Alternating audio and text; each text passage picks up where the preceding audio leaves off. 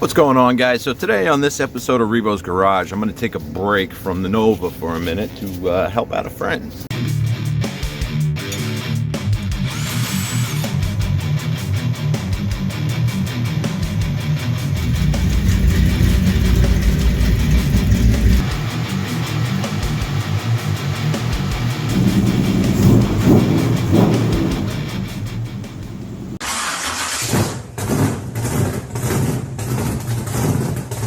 Papa says you rev it up and dump her.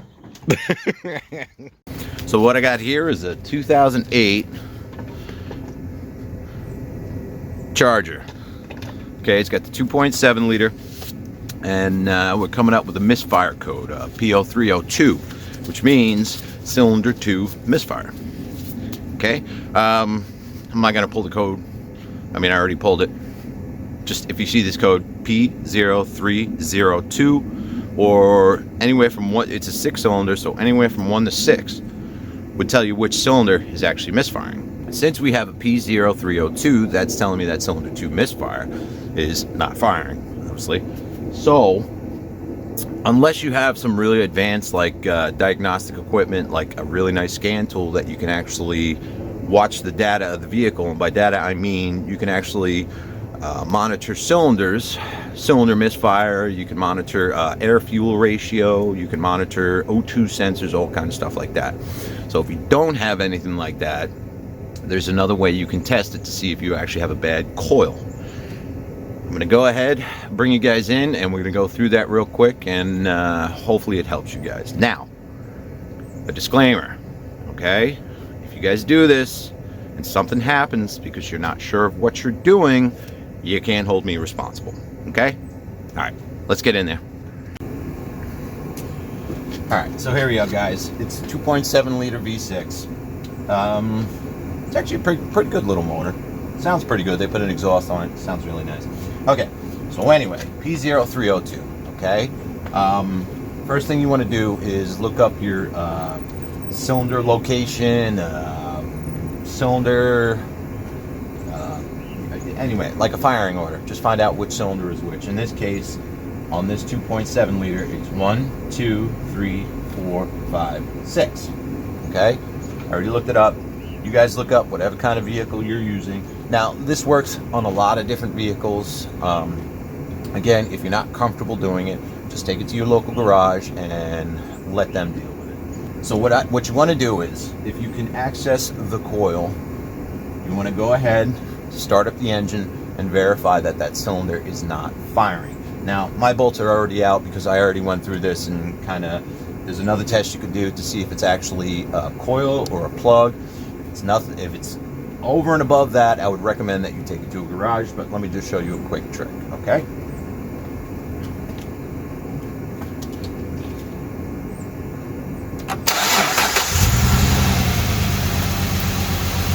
Okay.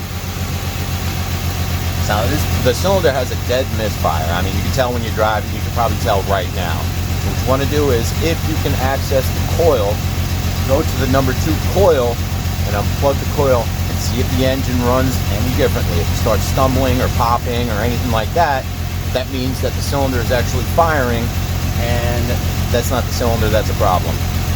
Might sound a little confusing, but it's really simple. So we got a P0302 cylinder 2 misfire. This is cylinder 2 right here. 9 times out of 10, guys, it's an ignition coil on these newer engines. So check this out. I'm going to go ahead and unplug this. And as you can see, there's no change in the way the engine's running. That's telling me that this cylinder is not firing. Okay?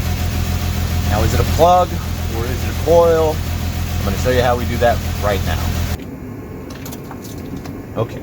As long as you're comfortable doing stuff like this, guys, okay? Don't tackle this if you're not comfortable. Just take it to your local garage. So now what I'm going to do is I'm going to pull off my intake tube right here.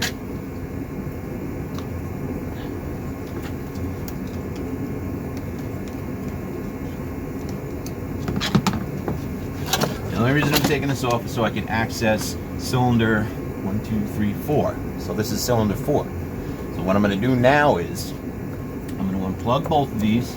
As I said, I took the bolts out earlier because I already did this. Take out both of these coils, Now, if you're not 100% sure, mark this coil, okay, so you know it came from cylinder 2, okay? I know it might be a little weird for some of you guys that know cars a little better, but not everybody is as mechanically inclined. So if you want to mark this cylinder 2, just so you don't kind of get confused, that's totally fine. So cylinder 2 ignition coil, pull out cylinder 4 ignition coil, and we're going to swap them. Okay? This is an old trick that a lot of garages use. Watch out when you pay for diagnosis, because this literally takes 5 minutes on most vehicles, unless you have to dig to get to it. Okay? So we're going to plug them both in. Okay, make sure you put your intake tube back on, because it does have a air fuel.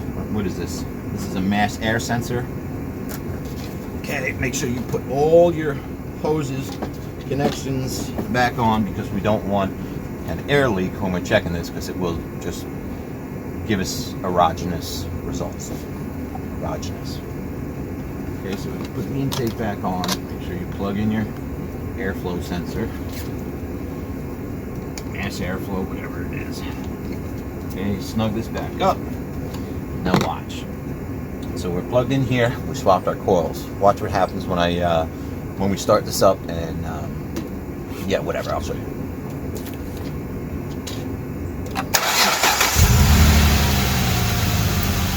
Okay.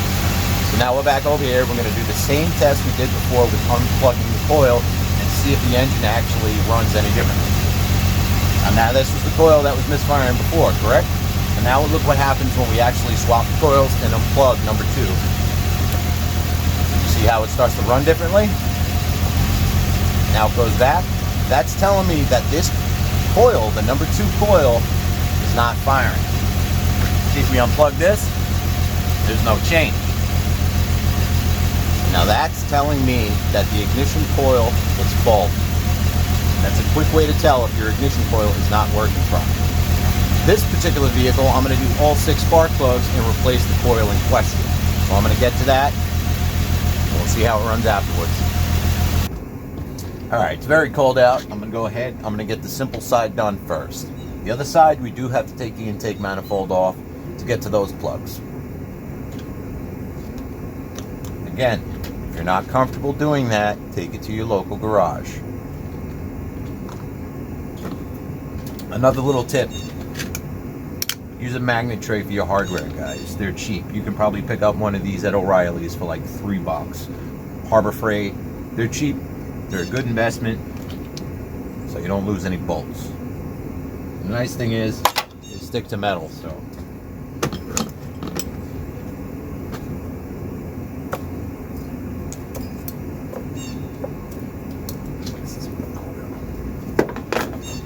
Okay, again, like I said, don't forget which coil was the bad coil. What I like to do is just lay the coils, take your coils out and lay them in the order they came out. So,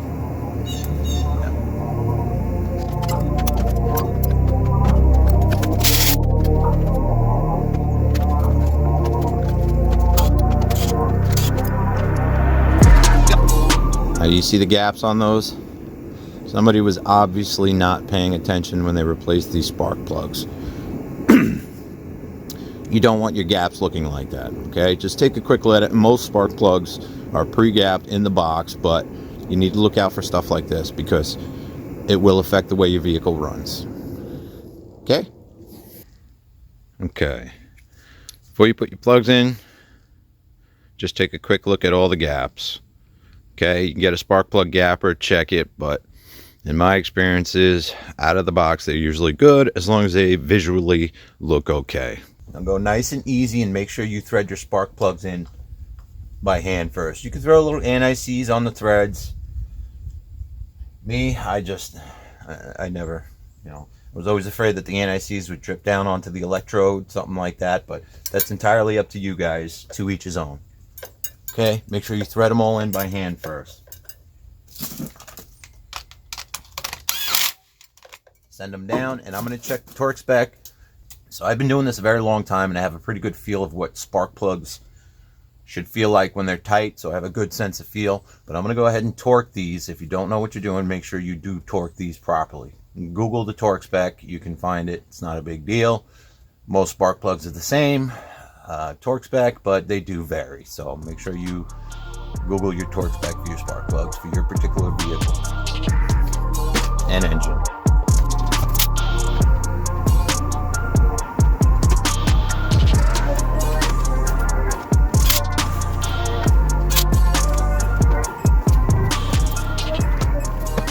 It's not a bad idea to put some dielectric grease on your spark plug boots. Okay, I know it says Motorcraft, but they make all kinds of different brands. Just make sure it's electrical grease, dielectrical grease.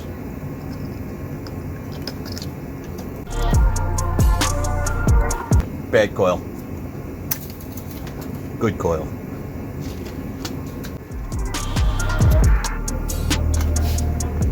Same thing with any bolts on this vehicle. If you're not sure and you don't have a good sense of feel for bolt tightness, check your torque specs, torque them, go slow, just take your time. Last thing you want to do is break a bolt off, one of these little hold down bolts off in the valve cover, and have to get it out. It's just not fun.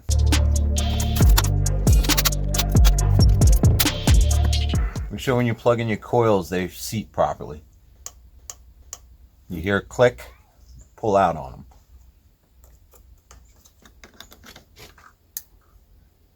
Click. Okay, when you put tubing back on like this too, this rubber, even this aftermarket stuff, make sure it doesn't roll underneath into the throttle body, because you'll get an air leak and you'll be like, oh my goodness, the car isn't running right. So just take your time, make sure it goes on properly. Just snug up your clamps. You want them tight, but not over tight. Alright, this side is done. Now we got to get that intake off. Again, if you're not comfortable doing this, then don't do it. Funny, I put the intake back on, I got to take it back off. Alright, a lot of new vehicles have these little safety locks here on the connectors. Don't go nuts with them. Most of the time you just push them and slide them back.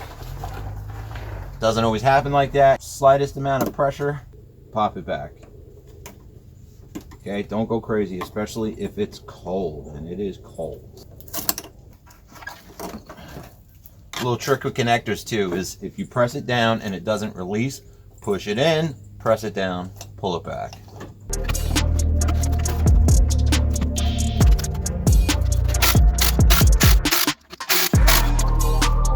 Always check for hidden bolts.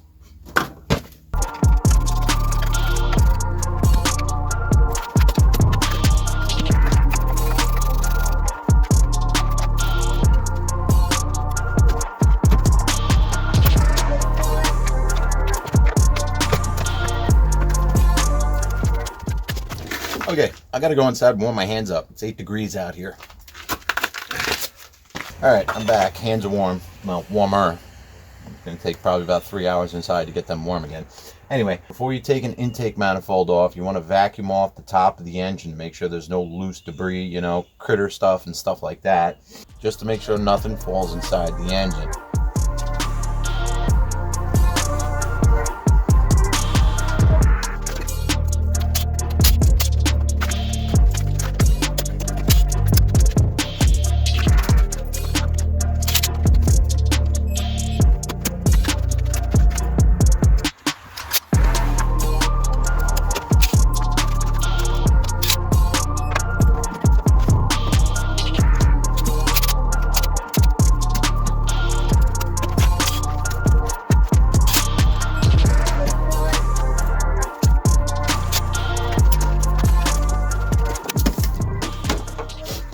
Okay, before we start putting this back together, a lot of these newer cars have reusable upper intake gaskets. Okay, that's your intake gasket, that orange gasket right there. Now, you want to make sure it's not dry rotting, it's not cracking, anything like that. This one looks like it's still in good shape, so we do not have to replace them. But make sure you inspect those, because if you get an upper intake leak, it's going to cause all kinds of problems. You don't want any air leaks on your engine.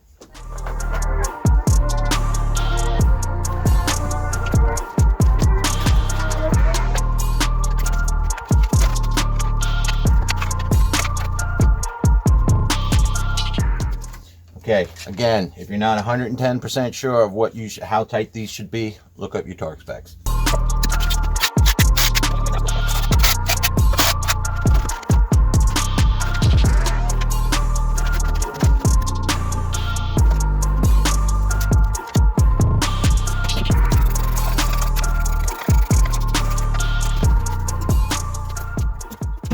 Make sure you check for any hoses that may have popped off or anything like that. Make sure they're on, make sure they're tight.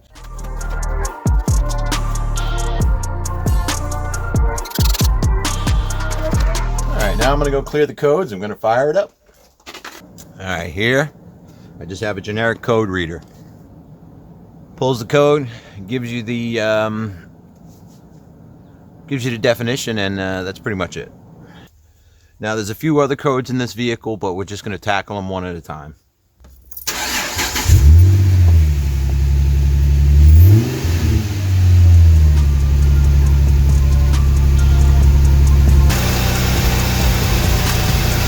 Sounds a lot better.